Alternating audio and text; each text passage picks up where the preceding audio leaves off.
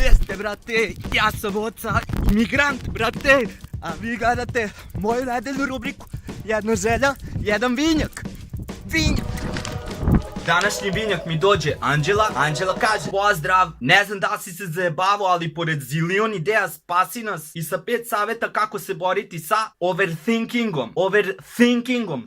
Brate, nikakva frka, Anđela. Znači, 5 načina da ne overthinkujem. Ko ne zna, overthinkovanje je reč, brate, znači tuđenica, znači prerazmišljavanje. Prerazmišljavanje je jedna užasno loša stvar. Znači, ako ste prerazmišljač, idite u Crnu reku, zamolite Pope, brate, molim te, izbi tog sotonu iz mene, bre, čini me disfunkcionalnim. 5 načina, a mislim u suštini si sama sebi odgovorila na pitanje, jer kao, brate, 5 načina protiv prerazmišljavanja, sinonim za to bi bilo petardom protiv overthinkovanja. A nebitno sad to, nazad na pojku. Vinjak. Vinjak je najlepši način, ali je rizično, brate, jer rizikuješ da uopšte ne misliš. A to je bukvalno ono kao drugi ekstrem, brate, iste spike. Prešljakavanje. Prešljakavanje je dobro protiv prerazmišljanja, osim naravno ako ti je šljaka razmišljajuća. Fudbal, nema potrebe ni da objasnim, brate. Fudbal.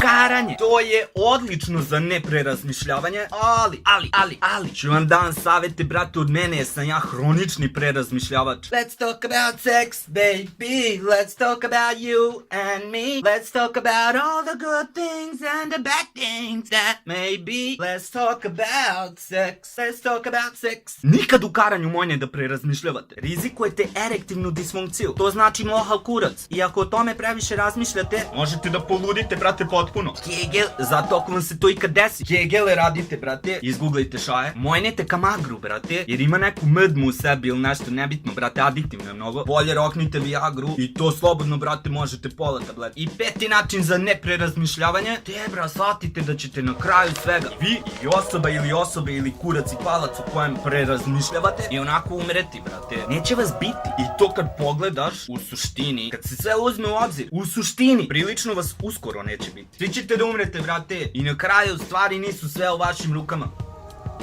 Eto, brate, Anđela, nadam se da su ti mojih 5 saveta bili do jaja. I da ti ide dobro ova nedelja, brate, vikend je išao jako i sve to. Veliko hvala na podršci, veliko hvala na učestvovanju. Respekt, pa, brate, samo sam to hteo da kažem.